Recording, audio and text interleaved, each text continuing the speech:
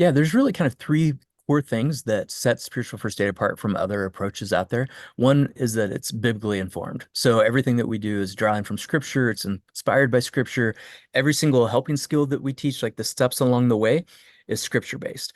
And Mm. then another key part is that it's evidence informed. So you had mentioned some earlier, about some of my background that, I had a friend recently that joked that maybe you've read Gary Chapman's Five Love Languages book. Yes. And he said, well, Jamie, when I think about you, there's a chapter missing. There needs to be one on research. So that should be the sixth love language. So and I'm one of the few people that get excited about research, but I love research. And the reason is that I want to make sure the things that we're teaching in spiritual first aid are actually evidence-based, that we're Mm. not just making this stuff up, that we're not just kind of pulling from a hat and guessing what's going to work. Everything that we're teaching, we've actually studied. So based on over 50 different studies, and there was also a new outcome study that came out that showed that people that went through spiritual first aid were not only more likely to recognize the needs the other had correctly, but also to respond with more humble, helping responses. And then this third one that we were really excited about was that it found that those who went through spiritual first aid were also more likely to directly ask about safety issues like Mm. suicide.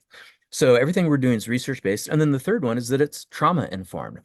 So we recognize not everyone has trauma, but we also know about 70% of the general population as adults will have had at least one traumatic event. So we're going to Yeah. encounter a lot of people in our daily life that are experiencing this. And then overall, what we've tried to do is, take all these kind of complex ideas and really simplify them into something that's easy to learn, remember, and actually put into practice. So we took all that and boiled 15 years of research and over 20 some years of experience, 5 years of field testing to bring spiritual first aid in its current form.